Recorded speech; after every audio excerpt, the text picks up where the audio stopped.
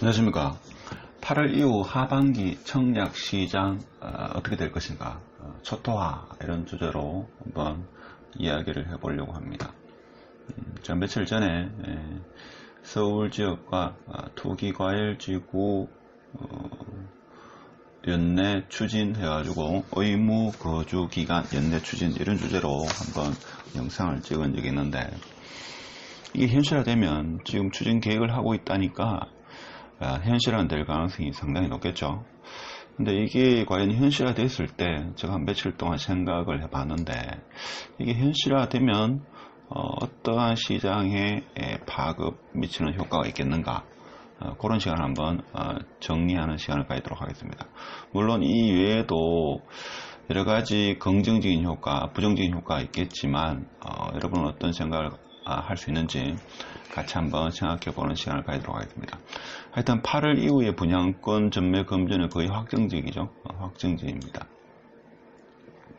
두 번째가 서울 등 투기과열지구 분양자 의무 거주 기간 연내 추진 계획이 되거든요.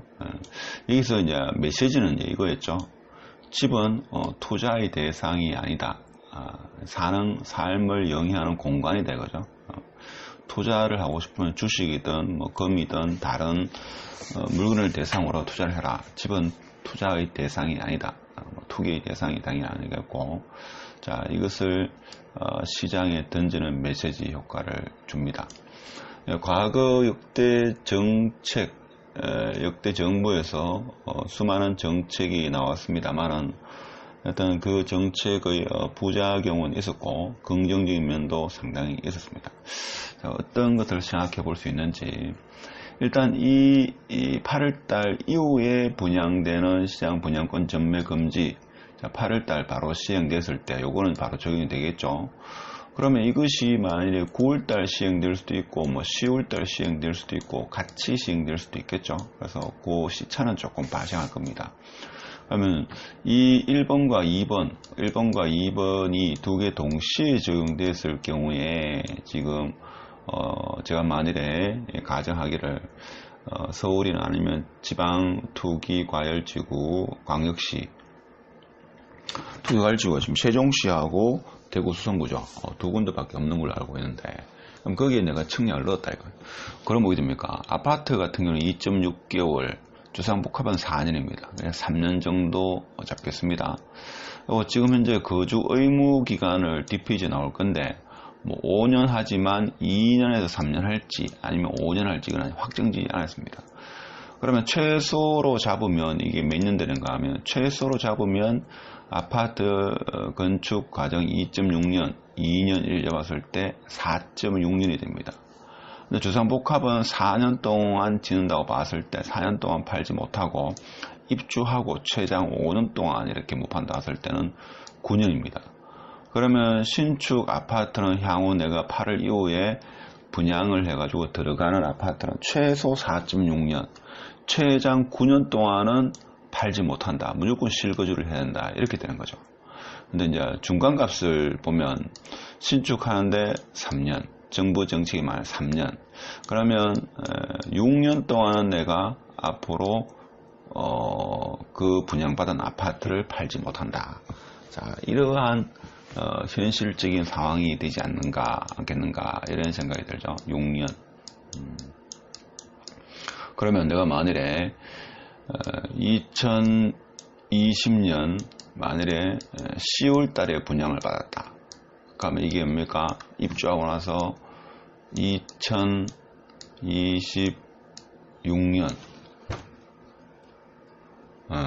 11월쯤 돼가지고 팔 수 있다 이거죠. 그런 상황이 되지 않겠는가, 저는 그런 생각을 해봅니다. 여러분 어떤 생각 가지고 있습니까? 지금 현재는 뭔가 하면 분양가 상한제 적용 주택 전매 제한 및 거주 의무가 아니고 공공택지에는 지금 시행되고 있습니다. 그렇죠? 공공택지에 보면 그런데 이제 민간택지에도 적용하겠다 합니다. 최대 5년 돼 있는데 지금 뭐 계획을 하고 있죠. 그래서 시행령에 따라 2, 3년 조정 가능돼 있고, 또 신문기사를 보면 2년, 3년 할지 아니면 5년 할지 지금 아직 확정된 것은 없다고 합니다. 일단 연내 테니까 지금 올 8월부터 지금 올 12월까지 이때는 시행을 계획하고 추진을 계획하고 있다고 하니까 올 연말에 서울 지역과 그 다음에 투기과열지구 같은 경우에는 청약시장에 상당히 영향을 미치지 않겠나 이런 생각을 해봅니다. 그래서 한번 정리를 해봤습니다. 물론 관건은 파급효과 보면 언제 시행이 관건이겠지만 일단 연내 시행은 맞다 이거죠. 그래서 연내 시행을 한다 이래 봤을 때 사실 이로 인해 가지고 궁금해하는 그런 사람도 많고 카페에 보니까 이에 대해서 상당히 좀 갑론을박도 많고 하던데 제가 나름대로 한번 정리를 해보고 며칠 동안 생각을 해봤습니다. 그러면 청약 당첨보다 중요한 게 자금 마련 계획이라고 했습니다. 그럼 사실 20, 30대가 그 많은 돈을 마련하기가 쉽지 않죠. 그러면 대출도 묶이고, 대출도 서울이나 투기과열지구 같은 경우는 대출이 40% 정도 되죠. 투기과열지구는 그렇죠. 40%니까 아무래도 20, 30대가 이걸 구매하기는 쉽지 않을 겁니다. 특히 20대는 힘들고 30대가 구매하는 것도 제가 볼 때는 쉽지 않은 그런 상황이겠나. 그래서 이런 수요층은 신축 구매가 어려워진다. 이런 현상이 발생하지 않겠는가. 저는 개인적으로 그렇게 생각합니다. 그다음에 40대 이상의 구매력 높은 층이 제가 볼 때는 구매할 가능성이 크지 않겠는가. 이런 생각을 합니다. 아무래도 40대가 좀 부를 많이 이렇게 소득이 가장 많은 그런 세대이기 때문에 그래서 40대, 50대 위주로 그런 구매력 높은 시장이 형성되지 않겠는가 이런 생각을 합니다. 그 다음에 새로운 신축 청약하는 아파트는 향후 중간값을 잡았을 때 6년 동안 팔질 못하면 기존의 준신축의 아파트의 가격 상승 효과가 있지 않겠는가 이런 생각이 듭니다. 그래서 내가 언제든지 샀다가 팔고 싶으면 팔 수 있으니까 그렇죠. 그래서 일단은 공급이 준신축 외에는 공급이 없을 거니까 그렇게 생각할 수 있겠죠. 그다음에 이건 조금 뒤에서 다시 한번 살펴보도록 하겠습니다. 이거는 기존 분양권 문제는 뭔가 하면 기존 분양권이 소급 적용이 안 된다면 지금 투기과열지구는 뭡니까? 소유권 보존하고 나서 팔 수 있죠. 그전에는 전매 제한이 안 됩니다. 그러면 기존 분양권에는 이게 적용이 안 되면 즉 의무구조기한이 적용이 안 되면 기존 분양권 보존 등기 후에 매매든 전세든 월세든 가능하다. 지금 현행대로 되겠죠. 그럼 여기에는 가격이 좀 오를 수 있겠죠. 이거는 신축이니까. 그렇죠? 신축 중에서도 거주 의무기한이 포함되지 않은 신축이기 때문에 이거는 가격이 오를 겁니다. 더 오르겠죠, 지금보다. 제가 볼 때는 지금보다 가격이 더 오를 겁니다. 근데 기존 분양권도 소급 적용을 추진하게 되면 이제 제가 볼 때는 기존 분양권자는 자금 마련 계획을 철저히 해야 됩니다. 그렇죠? 아니면 어떻게 됩니까? 대출 부분을 어떻게 해결해 준다든지. 근데 이것도 뭔가 하면, 소급 적용하는 일은 없다 하지만, 과거 노무현 대통령 시절의 정책에서는 소급 적용을 했습니다. 그러니까 꼭 이 정책이 아니고, 다른 정책, 분양권 전매 금지에서 과거 분양권도 전매 금지시켰습니다. 그렇기 때문에 이제 지켜봐야 될 문제죠. 추진을 할지 안 할지는 지켜봐야 됩니다. 근데 이렇게 하면 반발은 크겠죠. 반발은 상당히 크지 않겠는가 싶은데 이번 정부가 뭐 반발한다고 안 할 분들도 아닌 것 같고 아파트는 투기하지 말라고 그동안 시장에 메시지를 엄청나게 줬기 때문에 할 수도 있겠죠. 그래서 자금 마련 계획도 생각을 좀 해야 된다. 이제 그렇게 되면 제가 볼 때는 청약 단지가 축소가 되지 않겠나. 제가 볼 때는 그런 생각합니다. 물론 기존에 그 땅을 매입을 완료한 곳은 제가 볼 때는 청약을 할 겁니다. 근데 그렇지 않은 곳은 청약하기가 쉽지 않을 겁니다. 그러면 예를 들면 대구 같은 경우는 오게 됩니까? 예를 들면 수성구는 2개의 규제, 분양권 전매 금지와 의무 구조기간이 있고, 타구는 1개의 규제, 분양권 전매 금지만이죠. 쉽게 말하면 이건 3년 뒤에 팔 수 있고, 수성구는 6년 뒤에 팔 수 있는 이런 효과가 발생하지 않겠나 이런 생각을 합니다. 그렇게 되죠. 그래서 어떻게든 간에 분양시장이 좀 줄어드는 것은 확실하다. 저는 그렇게 봅니다. 근데 이제 보통 투자하는 사람 입장에서는 아파트는 현금이다라는 이런 인식이 강했습니다. 근데 이제는 뭔가 아파트는 현금이 아니고 아파트는 보험이다. 이렇게 바뀌지 않겠는가 저는 개인적으로 그렇게 생각합니다. 오늘 영상 어디까지나 개인적인 파급 효과는 개인적인 사견이기 때문에 참고 마십시오. 정보라는 것은 취사 선택을 해야 됩니다. 그래서 아파트는 현금이기 때문에 언제든지 사고 팔 수 있다. 이렇게 해서 아파트 시장에 일반인 서민들도 좀 투자를 많이 하는 이런 추세였는데, 이제는 아파트는 보험이 아닐까? 6년짜리 갯돈이 아닐까? 뭐 그래 볼 수 있죠. 6년 동안 뭡니까? 이렇게 우리가 적금을 넣듯이 있죠. 적금을 계속 넣다가 6년 뒤에 타는 뭐 이런 형국이 아니겠나. 그래서 로또 분양은 사라지지 않겠나 이런 생각이 듭니다. 대신에 로또 보험이라는 어떤 신조어가 생성되지 않겠는가. 그러니까 6년 뒤에는 내가 이제 팔 수 있으니까 6년 뒤에는 뭡니까? 시장에 가장 최신축의 매물이 쏟아져 나오겠죠.